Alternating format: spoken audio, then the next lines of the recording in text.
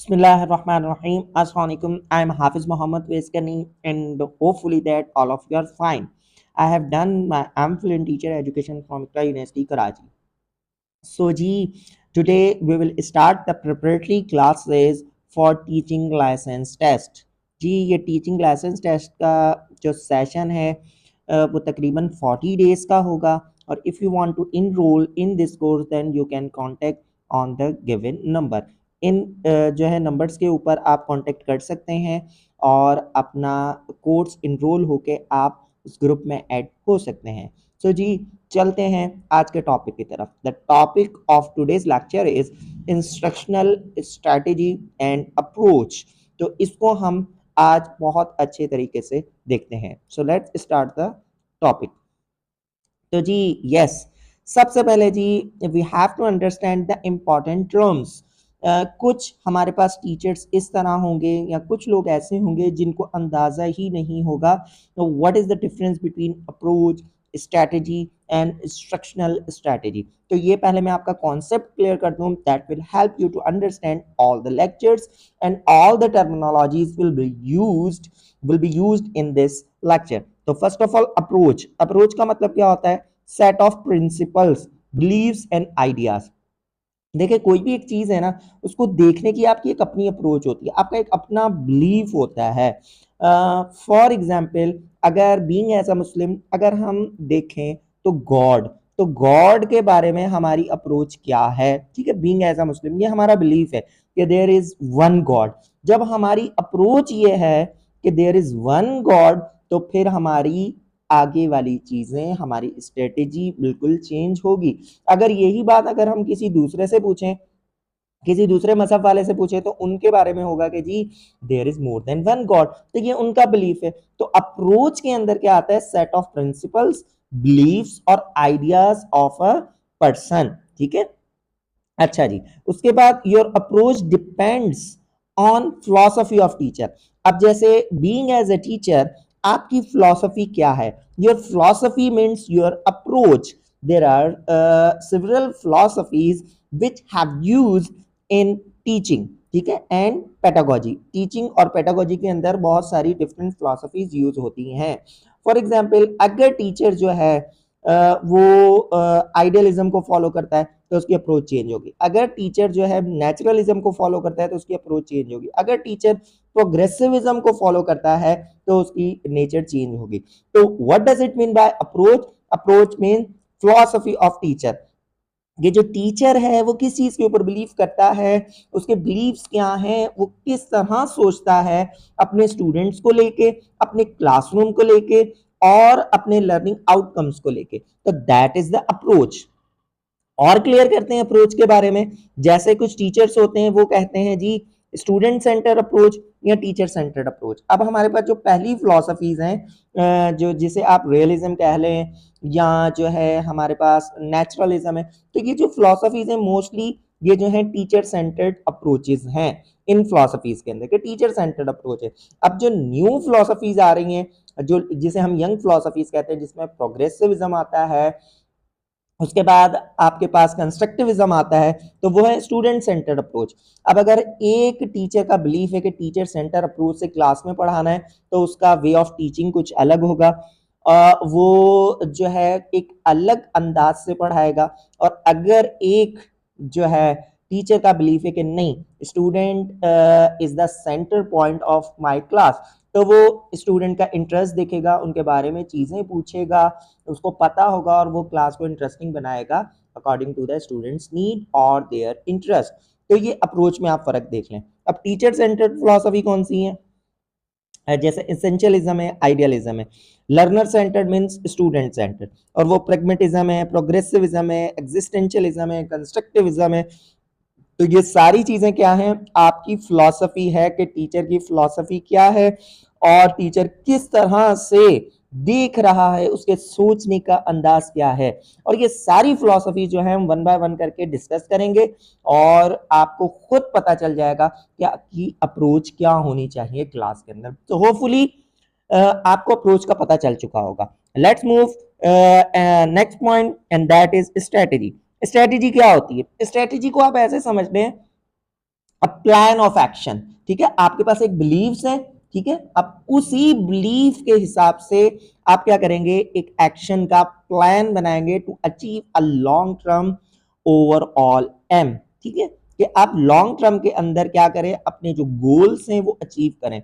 सो अगर हम जो है क्लासरूम के हिसाब से देखें तो हमारे पास हर चैप्टर के क्या होते हैं, लर्निंग आउटकम्स होते हैं, एंड दैट इज अवर गोल, ठीक है। ये मैं आपको एक चैप्टर की एग्जांपल दे रहा हूं कि किस तरह हमारे पास एसएलओज होते हैं, स्टूडेंट लर्निंग आउटकम्स, और फिर वो डिपेंड करते हैं लॉन्ग टर्म गोल के ऊपर, वो आपकी स्ट्रेटेजी होती है, और आपकी स्ट्रेटेजी जो डिपेंड करती है वो अप्रोच के ऊपर करती है, ठीक है जी। तो ये इस तरह सारी चीजें एक दूसरे के साथ इंटरलिंक्ड होती हैं, ठीक है जी। अब है हमारे पास इंस्ट्रक्शनल स्ट्रेटेजी, ठीक है, इंस्ट्रक्शनल स्ट्रेटेजी के अंदर that describes the instructional material and procedure that enable students to achieve learning outcomes. वही बात जो मैं आपको स्ट्रेटेजी में बता रहा था, ये उसको फर्दर एक्सप्लेन किया जा रहा है कि अब इंस्ट्रक्शनल स्ट्रेटेजी, इंस्ट्रक्शनल का मतलब भाई टीचिंग होता है, इसको कंफ्यूज नहीं होना, ठीक है, कि मतलब आप इंस्ट्रक्शंस किस तरह की दे रहे हैं, क्योंकि क्लासरूम के अंदर टीचर जाता है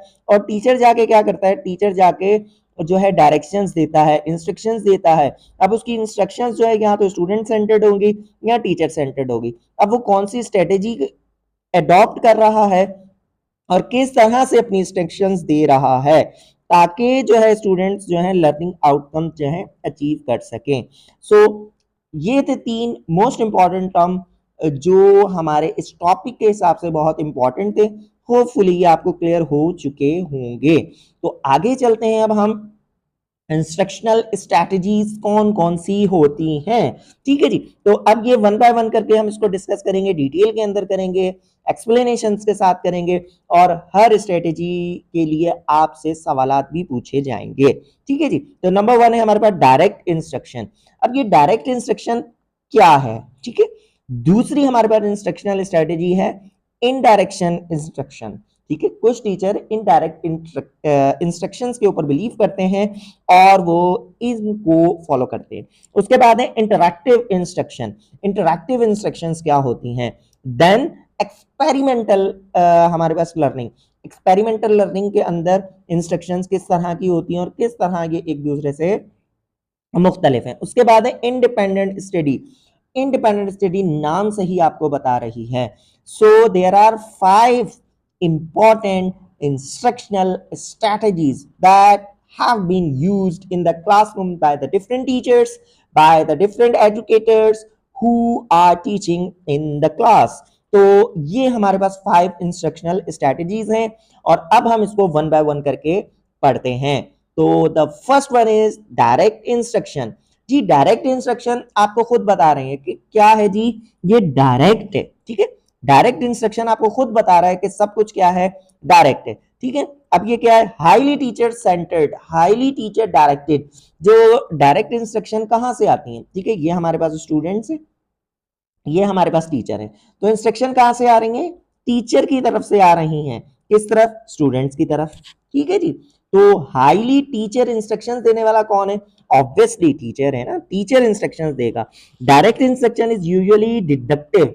डिडक्टिव और इंडक्टिव होता है। डिडक्टिव हम किसे कहते हैं, डिडक्टिव का मतलब होता है द रूल और the generalization is presented and then illustrated with examples. First of all पहले आप रूल बताते हैं ना बच्चों को, आप एक रूल बताएंगे, फिर आप उसकी एग्जांपल्स देंगे, तो आपने जर्नलाइज मतलब जर्नल टू स्पेसिफिक जा रहे होते हैं, ठीक है। डीजी, ये इसको याद करने का मैं आपको एक टर्म बता दूं, ठीक है, मेरे थोड़े से अलग अलग ट्रिक्स होते हैं याद करने के लिए क्योंकि स्टूडेंट्स को चीजें याद रहे।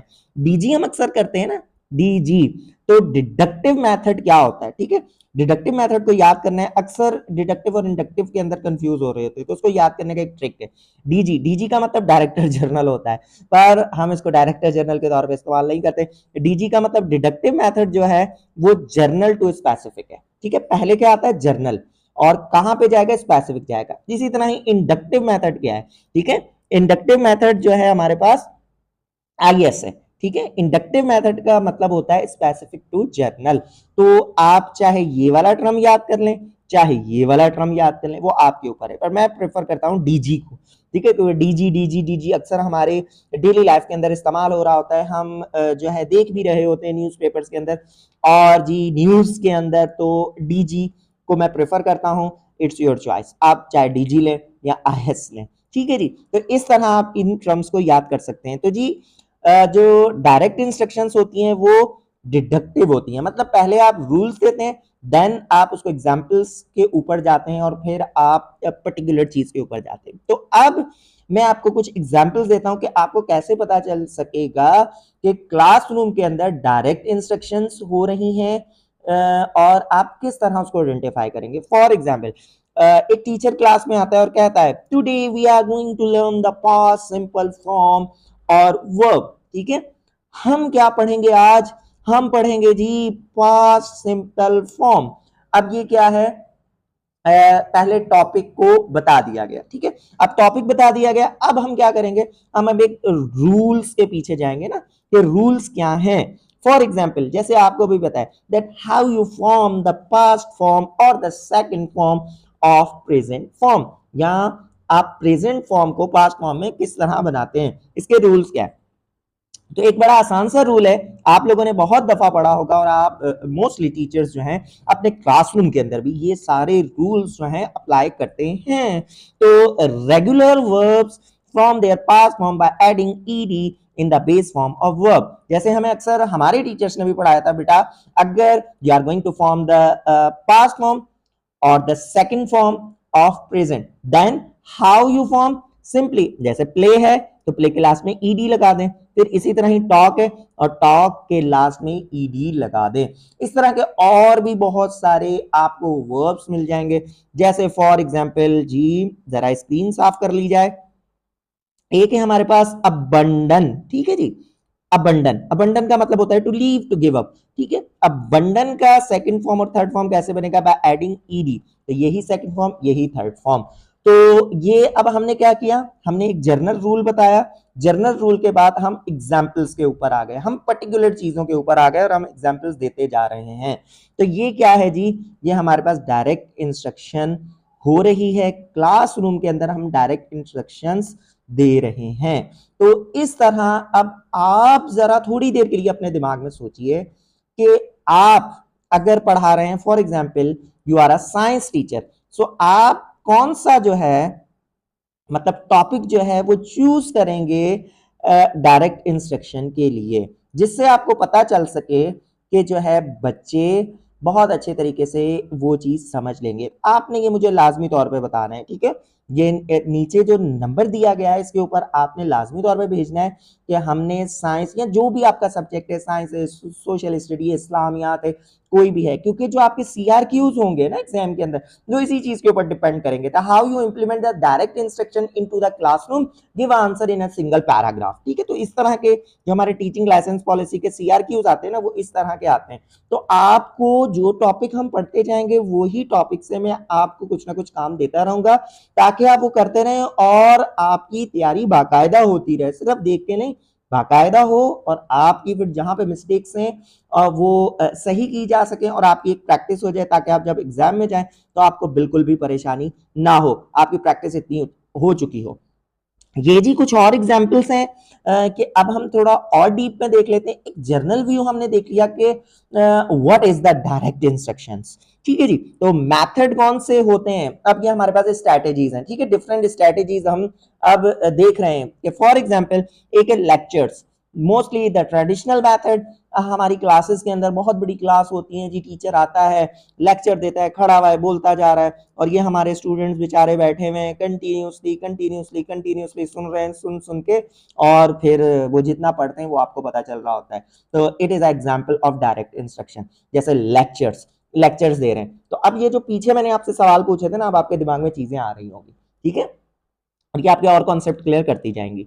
उसके बाद जी दूसरा जो मेथड है वो है डायडेक्टिक क्वेश्चनिंग। अब ये क्या है जी, इसके अंदर आप कुछ इस तरह के सवाल पूछते हैं, for example that will start with what, where, when and how, ये याद करने, ठीक है। तो कौन से सवाल आते हैं, what, where, when, how. English के अंदर मैंने WH फैमिली कहते हैं, उसमें और भी बहुत सारे वर्ड्स आते हैं, but you have to keep in your mind these 3-4 words.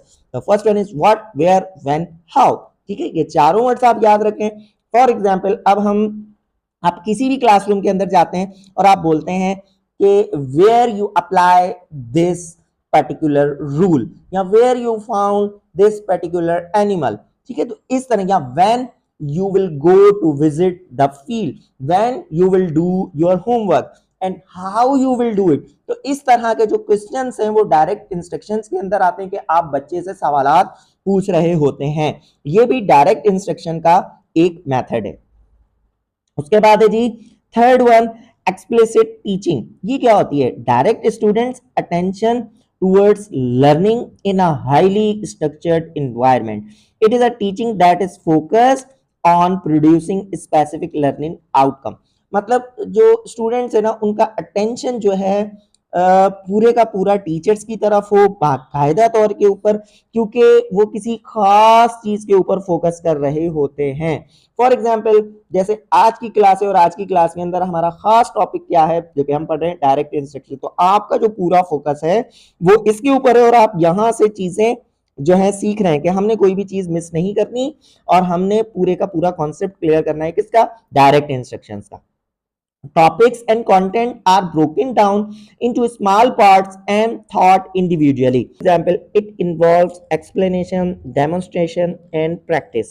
तो अगर आप कोई चीज पढ़ा रहे हैं तो उसको आप डिफरेंट पार्ट्स के अंदर तोड़ेंगे और डिफरेंट पार्ट्स के अंदर तोड़ के हर स्टूडेंट को इंडिविजुअली बताएंगे और साथ एक्सप्लेनेशन करेंगे, डेमोन्स्ट्रेशन करेंगे और फिर उनकी प्रैक्टिस करवाएंगे। और टॉपिक्स और कंटेंट को, ठीक है, जैसे टॉपिक कंटेंट है, कंटेंट के अंदर सबसे पहले हम उसकी डेफिनेशंस लिख लें कि डेफिनेशंस क्या है। ठीक है, उसके बाद फिर उसके कैरेक्टरिस्टिक्स लिख लें कि कैरेक्टरिस्टिक्स क्या है। फिर उसके बाद जी हम कर लें उसकी जो है वर्क क्या है, उसकी एप्लीकेशंस क्या है, और हम स्टूडेंट से क्या करें कि आप उसकी प्रैक्टिस करें। तो ये क्या है, आपकी डायरेक्ट इंस्ट्रक्शन के अंदर आती है। अगला जो मेथड है हमारे पास, अगला मेथड है हमारे पास practice, drill and demonstration. Practice करवाते हैं हम। ड्रिल का मतलब बार बार उनको कहते हैं कि उसके ऊपर आप प्रैक्टिस कीजिए, उसी खास जो है एक मेथड के तरीके के ऊपर, या जो चीज़ आप बच्चों को याद करवाना चाह रहे हैं उनको कहते हैं कि आप ड्रिल कीजिए। उसके बाद जी डेमोन्स्ट्रेशन, डेमोन्स्ट्रेशन के अंदर आप उनको खुद बताते हैं कि जी इस तरह आपने करना है, बार बार बता रहे होते हैं। उसके बाद जी इफेक्टिव फॉर प्रोवाइडिंग इंफॉर्मेशन और developing step by step skills. जो डायरेक्ट इंस्ट्रक्शन है वो किस लिए यूज होती है कि आप स्टूडेंट्स को इंफॉर्मेशन देते जाएं ताकि उनके स्किल्स स्टेप बाय स्टेप क्या हो, डेवलप होते जाएं।